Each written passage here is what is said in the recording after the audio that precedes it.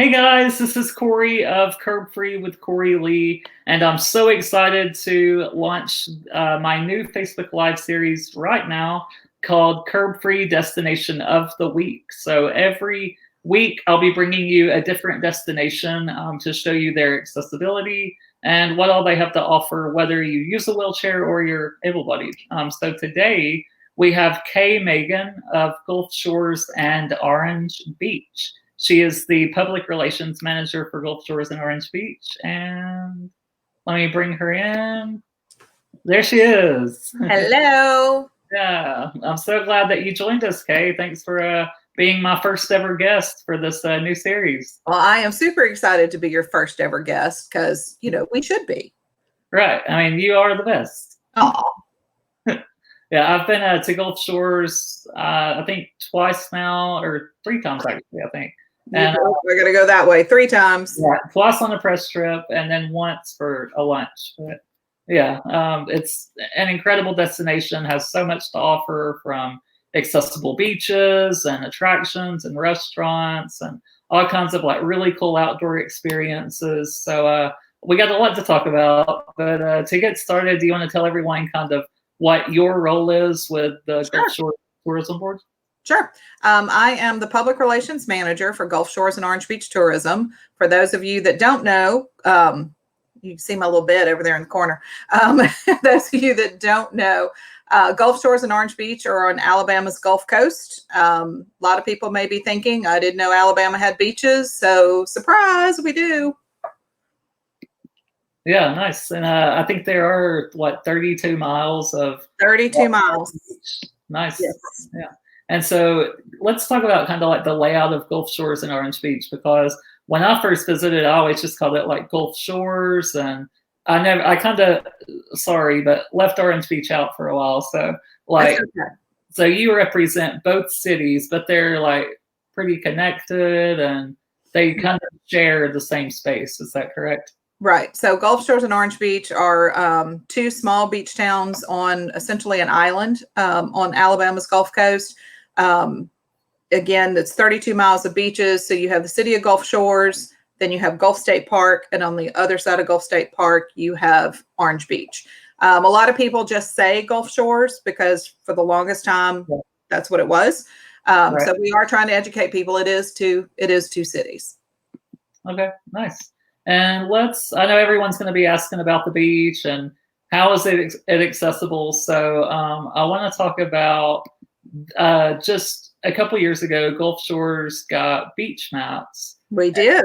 They are amazing, and they're one of the best that I've ever seen. So I've been to a lot of beaches, and often the mat will stop like way before you get to the water, and you can barely even like see the ocean over there. It's so far away. But in Gulf Shores, the mat stretches like, do you know how long?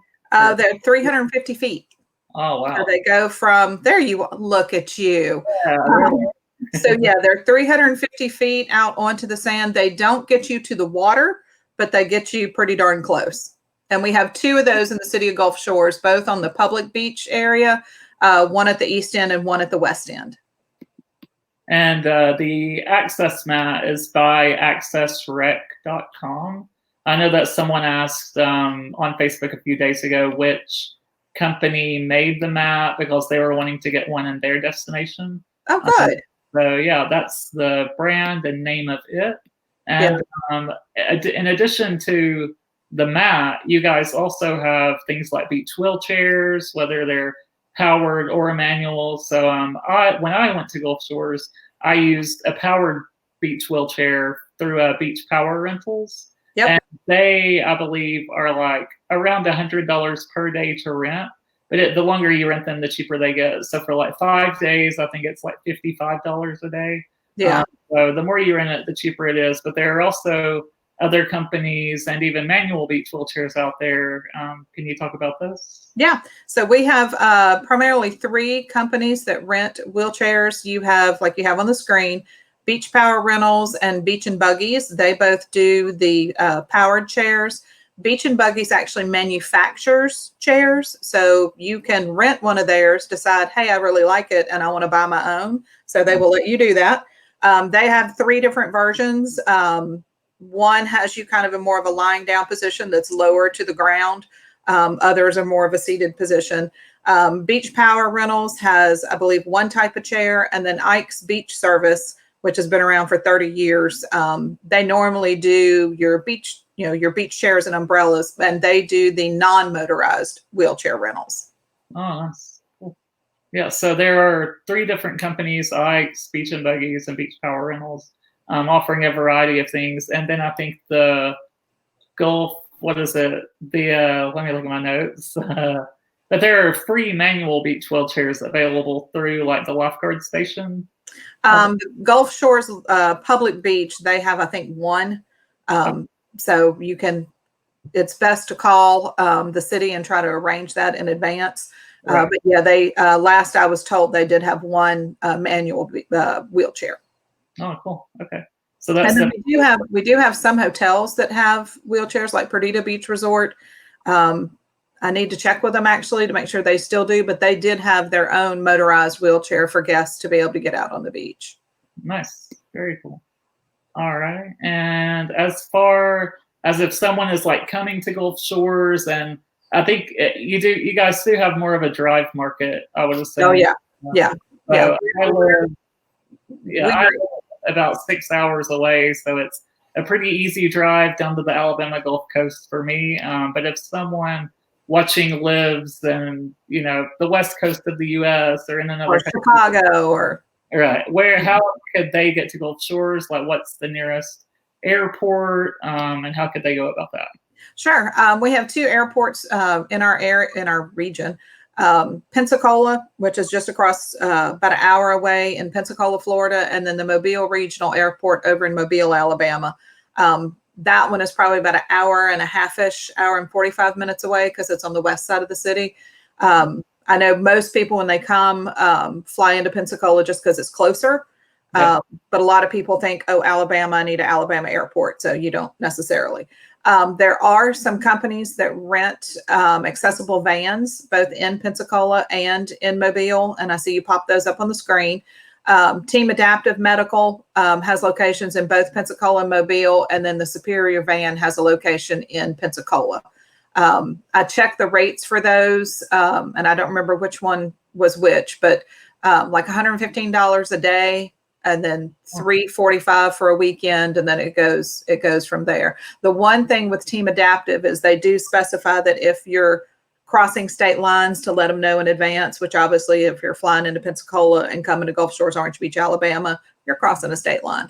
Right. So they just want to make sure you're not going to take it from Pensacola and go to Oregon. Right, definitely. Yeah. And Gulf Shores, and Orange Beach, there isn't really any public transportation. So someone would need to rent a vehicle right. if they're coming in. Right. So, we do have, cabs and Lyft and Uber and all that stuff, but none of those are going to be accessible. Not like a metro or no anything like New York City, for example, or somewhere like that. Yeah. Yeah. We only have 18,000 people here in the normal time. So yeah. That's what makes Gulf Shores so great, I think. It's a very smaller community, very relaxed, family friendly. It's not, I love Panama City Beach, and that's kind of where I always went growing up. Right. And Gulf Shores is a much more family friendly environment. So it's really beautiful to get to, and I would absolutely recommend it. And once someone flies in, gets the rental van, where can they stay at? Are there vacation rental homes on the beach versus in other places, or hotels? And let's come to talk about that for a minute. Yeah, so we're about 85% vacation rental market. So that's going to be your condo buildings and your beach houses. We are growing in the hotel capacity. A little over about a year and a half ago, a brand new hotel opened at Gulf State Park called The Lodge at Gulf State Park, wow. which is beautiful and accessible and amazing. But the vast majority of where people choose to stay here is going to be your condos and your beach houses. Yeah, nice. And when I was there in 2018, my last visit, I stayed. You got to come back. 2 years is too long, buddy. Oh, no, way too long. It needs to be like a monthly thing. But I stayed at this place called Snell's Pace, and it is on the bay, so it's not actually beachfront, but it's on the bay at the water. If you have like a boat, you can bring it there and dock it at the bay. And this house actually sleeps up to 17 people, so it's huge. It was amazing. Had like a roll-in shower, everything that you can imagine, accessibility wise. But there, and it can be rented on vacasa.com. But Yep. there are other vacation rentals that are accessible as well. Yeah, we have, there's a company called Harris Properties.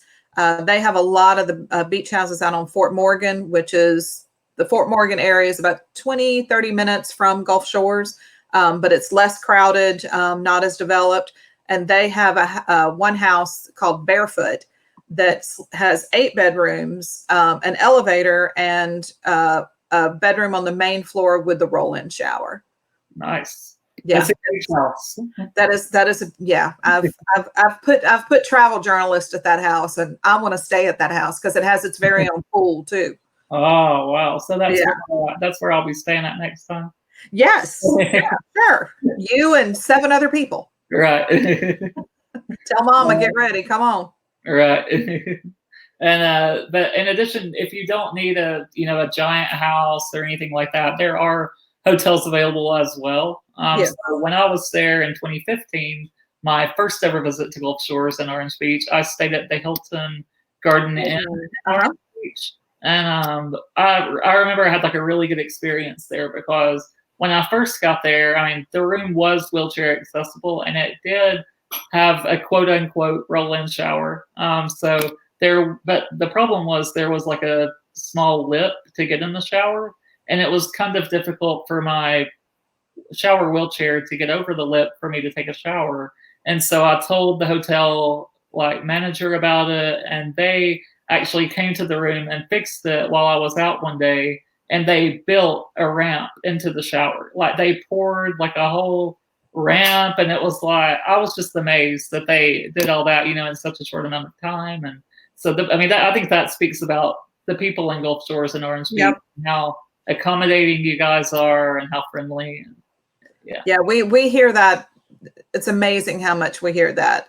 We had a lady that stopped into our welcome center a couple of years ago from Michigan, who she was like, I don't know what's in the water here, but you people, everybody's so friendly. Like, what are you doing? And our welcome center ladies were like, just welcome to Alabama. That's what we do. And she was just floored. Yeah, and I completely agree. I can see where she's coming from. But I know, like with coronavirus going on, a lot of people are wondering, like, are the beaches open? What's the current state of Gulf Shores and Orange Beach? When will it be safe to travel again? Which, I know you can't really answer that, but right. Can you tell us about if the beaches are open? And, Yeah. So Alabama has started its phased reopening process. The governor allowed all the beaches to open at 5 p.m. on April 30th. So we're going into, I guess, finishing up week 2 of all the beaches being open. All vacation rentals, most of the hotels are open. We do have Island House Hotel, which is a Hilton property. It's a DoubleTree, will open on the 18th. And then Perdido Beach Resort, which is one of our 2 true hotel resorts, that won't reopen until June 5th. That's a privately owned hotel, so they've got a lot. They have a bigger hurdle because, like your Hilton and your Marriott properties, they have guidelines from up, Yeah. And so PBR, as we call it, not Pabst Blue Ribbon, but Perdido Beach Resort, they have to develop their own protocols. So they're taking their time to do that. But all vacation rental companies are open. People are coming. It's been quite amazing to us as the tourism officials because we weren't expecting a lot of visitors this soon. Yeah. But on Monday of this week, restaurants were allowed to open for dine-in service. They do have to keep space tables 6 feet apart. You can't have a group of larger than 8 at any one table. The servers have to wear masks. And what we're finding is kind of, there's a lot of creativity, and I call it spunk on, like, we're used to crises down here between storms and oil spills and everything else. Yeah. So because with the restaurants having to space the table 6 feet apart, that decreases their capacity. like the number of people they can have in the property. So now we have restaurants that have never had outdoor seating that have taken a section of their parking lot and created outdoor seating. So there's picnic tables and tents, and so it's a little different landscape.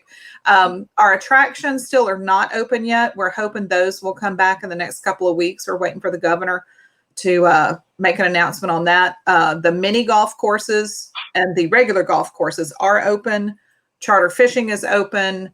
Water sports activities are open. Dolphin cruises, sailing cruises are open. Nice, cool. And I think, I don't want to. Yeah, I don't want to encourage like anyone to, hop on a plane and go traveling across the world immediately, which you can't really anyway. But yeah. I think going to the beach would be one of the safer options. I would assume because it would be easier to social distance and stay 6 feet apart from other families. So and that's part of the guidelines with the beaches open, that people have to.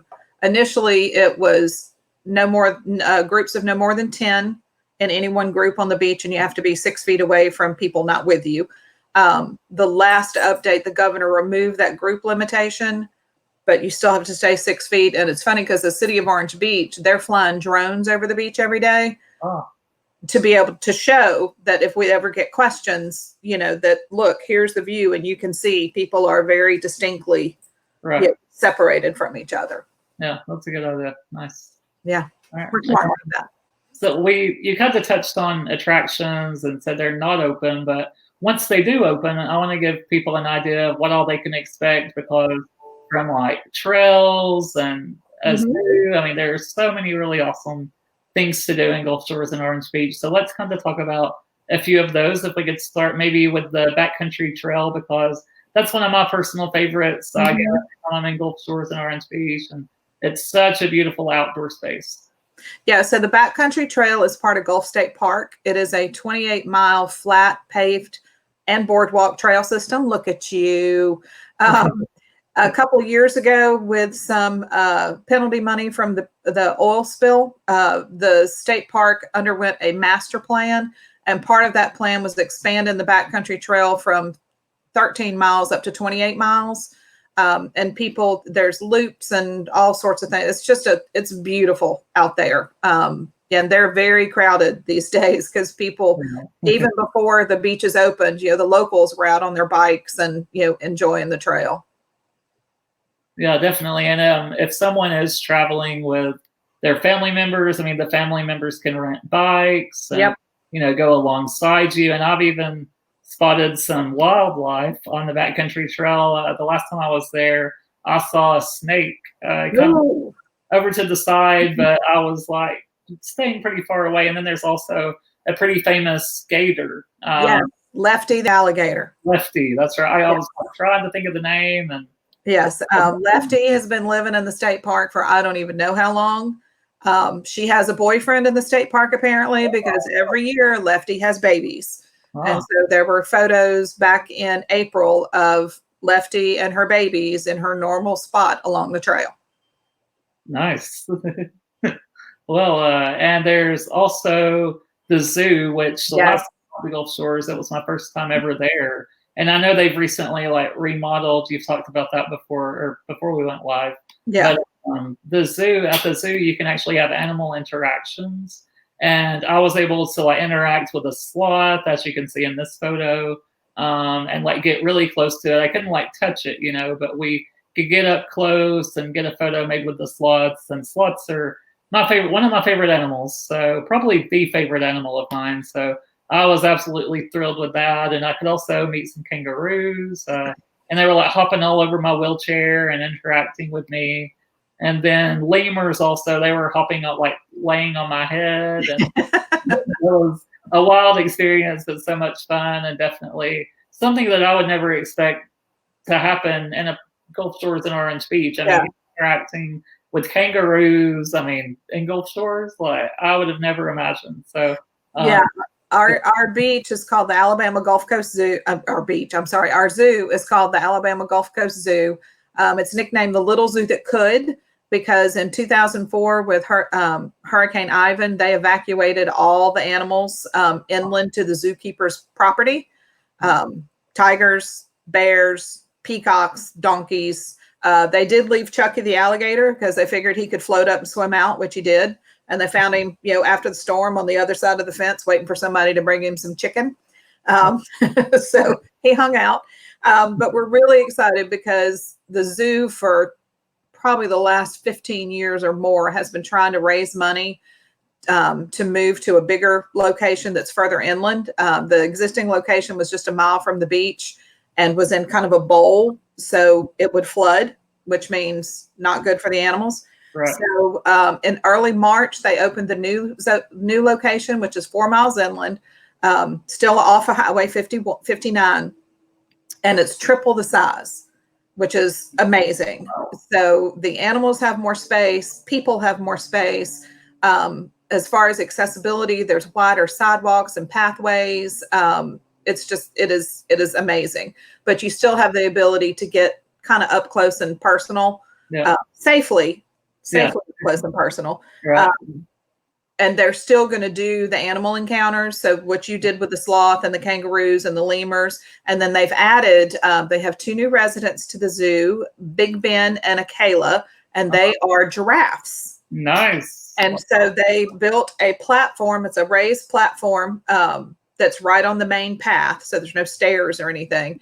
And they do zebra, wrong animal, giraffe feedings. And so you have your piece of romaine lettuce, and Ben sticks his head over the rail and tries to get the lettuce. It's really, really cool. That's awesome. I got to do.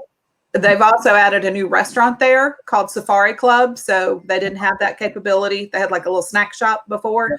But Safari Club is full service restaurant right at the zoo entrance. So you don't have to go into the zoo to eat at the restaurant. But you can get into the restaurant from inside the zoo. So it's a really good food, a really fun environment. It's done like an African safari house. So we're really excited for people to get down here and see that when our attractions open back up. Awesome. And so I think you were telling me before we went live, they opened right before. They opened March 11th. Oh, and then 4 or 5 days later had to close down. Yeah, wow. So they were busy those 4 or 5 days. Yeah, but they've done a really good job of trying to keep people engaged and able to see the new zoo location through Facebook Live videos. They have we call him the zoo ambassador. His name is Bruce Quillis, who is a porcupine and goes to see his friends on these videos. They're doing quizzes with zookeepers while they make the food for certain animals, and you try to guess what animal is it going to be. So they're doing what they can to keep people engaged. Very cool. And also, one more attraction I wanted to quickly mention was the Coastal Arts Center. Yes. Last time I was there, it was the first time I'd ever been there. And not only is it an art museum of sorts, but they also even have classes that they can make accessible. I was able to do a glass blowing class. And so that was a really fun experience. And the instructors of that were really, helping me to do that. And they were patient and taking their time. And it was such a fun experience. And the only other place I've ever done glass blowing is at the Corning Museum of Glass in New York. So I thought that was another. We both did that during that conference. So that's, just from meeting kangaroos and giraffes and glass blowing, Gulf Shores, is famous for the beach, and I should say Shores and Orange Beach. I'm leaving Orange Beach out again, sorry. Okay. But you guys are famous for the beach, but you actually offer a lot of activities. And so even if it's a rainy day, you could still go do glass blowing or Fort Morgan also. I went there a few times ago, and it's a Civil War era historic site, and it's phenomenally accessible, easy to roll around. I had a really good time. And even a dolphin cruise. I was able to do that with a company called Wild Native Cruises out of Gulf Shores, I believe. Yeah, they're out of Gulf Shores. And Fort Morgan, last year we launched a new program called Signature Experiences, and Fort Morgan was part of that. They've launched a escape room Oh, really? inside the fort. And so it's all decorated and set up like you're in the big battle of Mobile Bay. And Wow. you have to find the clues to escape before you're sent to, because they've determined you're a spy for the Union forces. And it's a really, really cool experience. I'm a big fan of escape rooms, so that sounds like right up my alley. Yeah, it was interesting. We tested it out as a staff. And so some went one day and some went the other. And one group, you have an hour, like most escape rooms. One group never did figure it out, and our group figured it out in less than 15 minutes. Oh, you were in the winning group. Yes, I was. Okay. Good to know.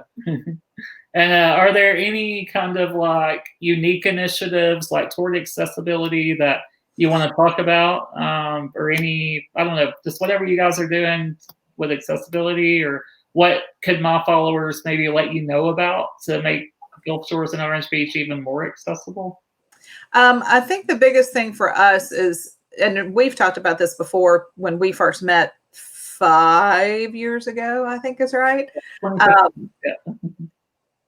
That, when you're not living daily in a wheelchair, or you don't have mobility issues, you don't really get it, if that makes sense. Yeah. And becoming friends with you and working with you, I've really started paying a lot more attention. I think I emailed you or texted you a couple of years ago about, I was at a hotel and I got the handicap accessible room, which was great, except it was a tub with the little grab bars in it. I'm like, well, that doesn't really help most people. So I think the biggest thing for us is trying to create the awareness with our industry partners, our lodging properties, our restaurants, attractions, of things they need to think about, because the term handicap accessible is not a one size fits all. Right. There's different elements and parts to it. So one thing I personally would like to see us as a destination do is get more focused on that. It's a challenge because when you're 85% vacation rental, and those condos and houses were built decades ago, or maybe they're built recently, there were different guidelines and standards at different times. So it's kind of a hodgepodge of stuff. But I think the biggest thing is becoming more aware. And the city of Gulf Shores and Orange Beach have really done well in being more cognizant. Yeah, I mean, we can see from, the access mats within the past few years to wheelchairs, and there's even like a paved sidewalk along the beach. Yep.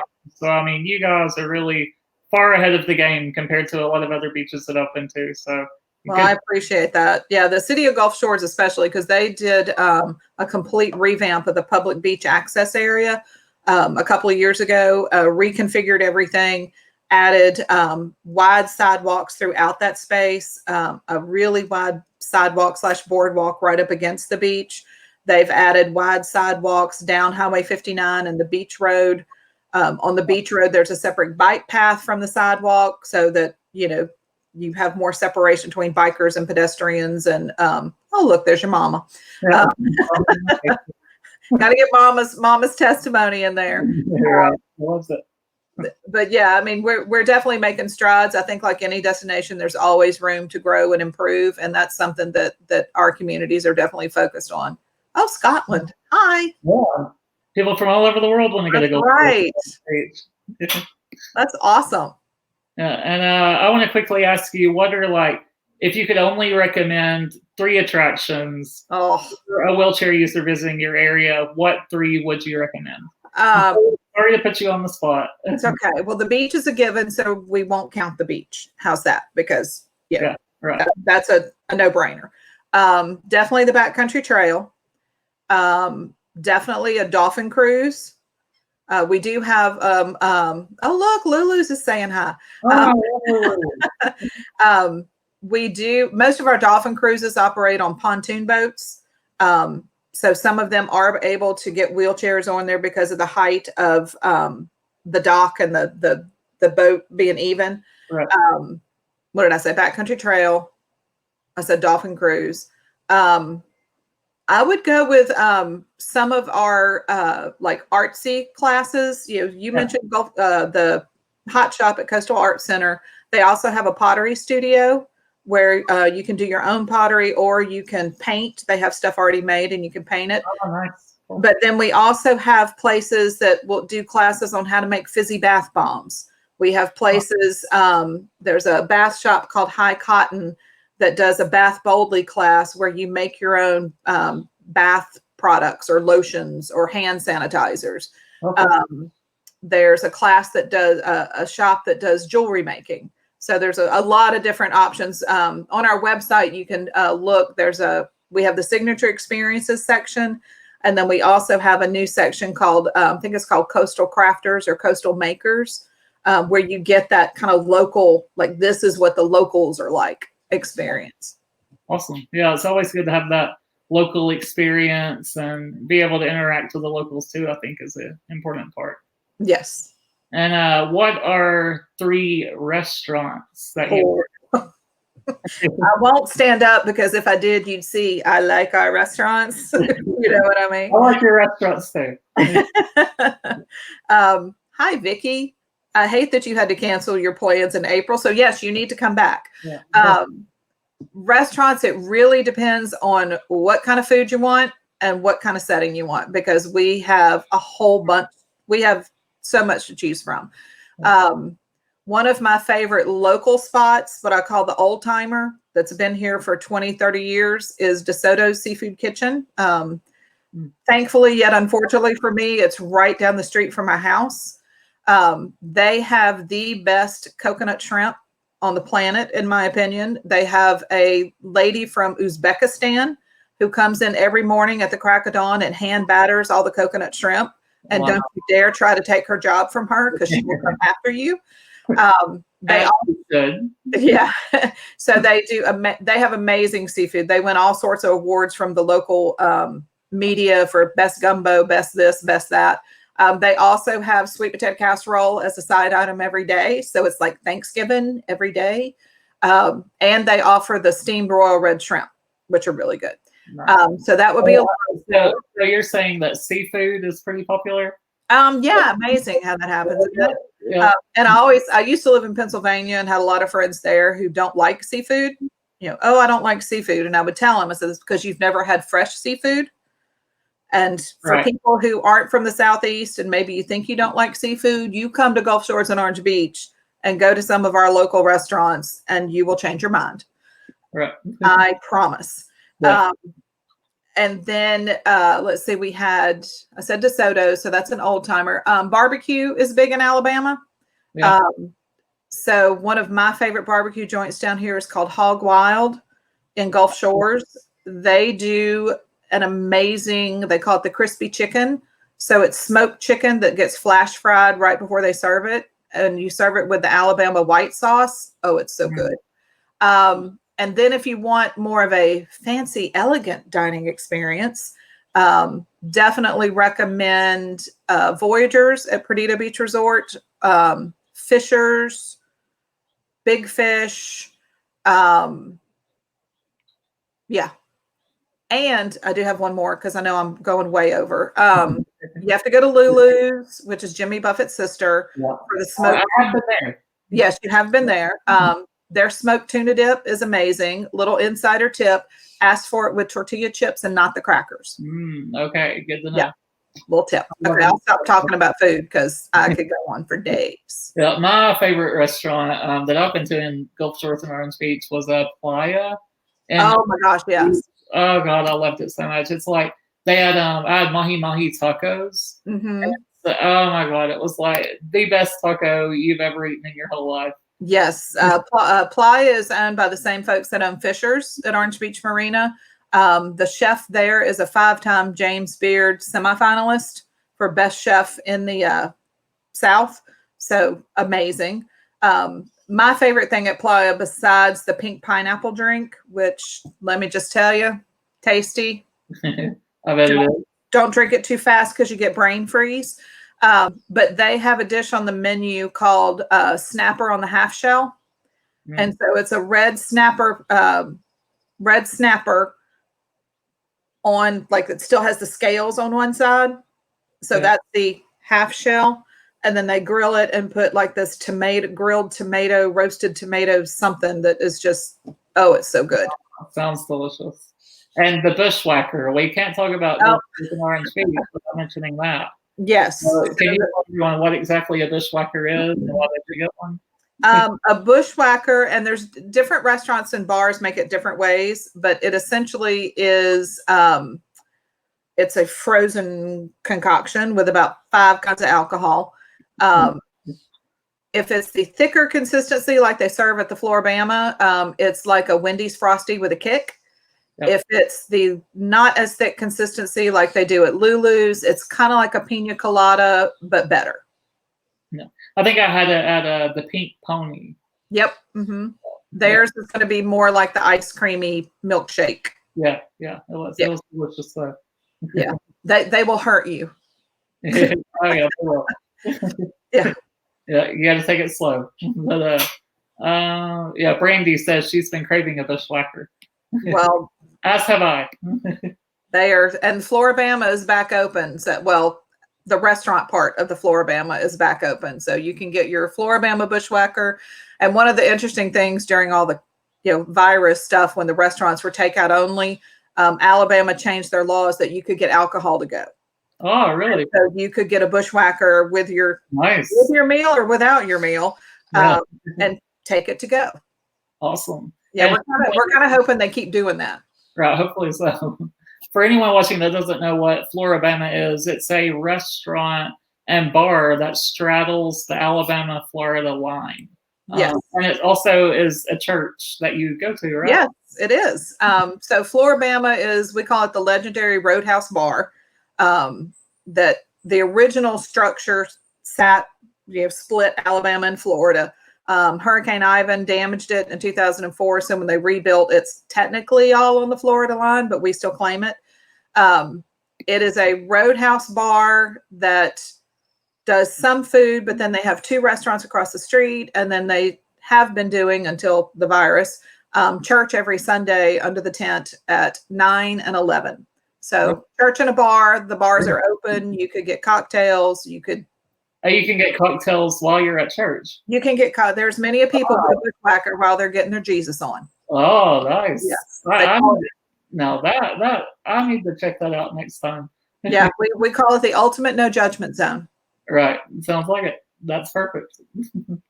All right. Well, I think that's all the questions that I really have for you, unless you want to say any last words about why someone should visit Gulf Shores and Orange Beach.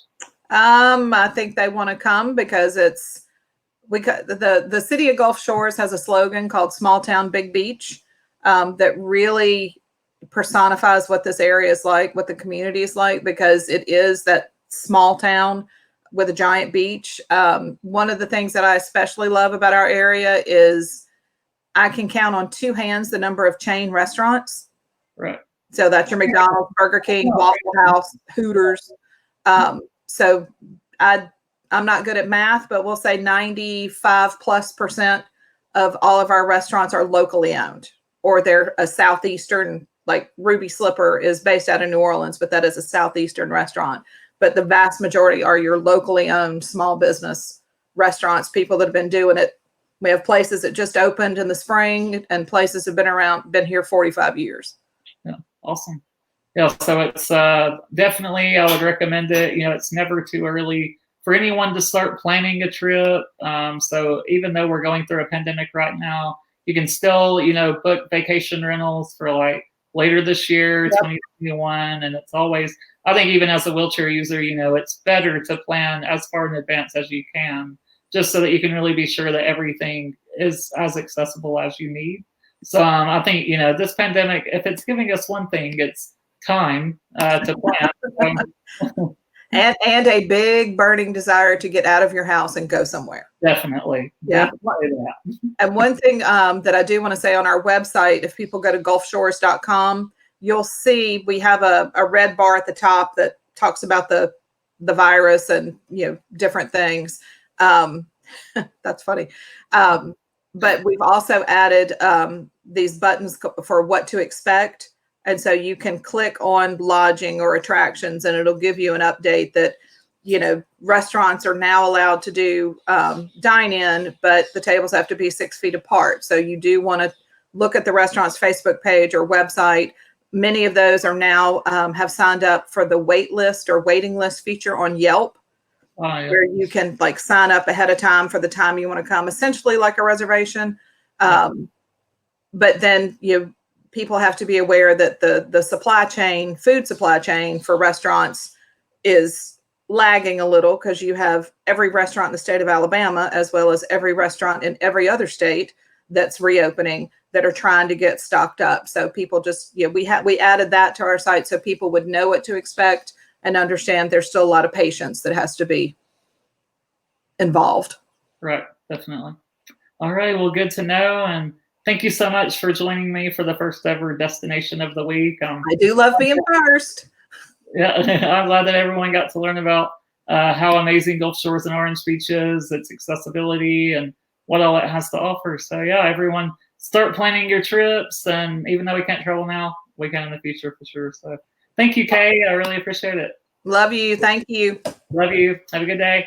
Tell your mom hi. I will. Bye. Bye.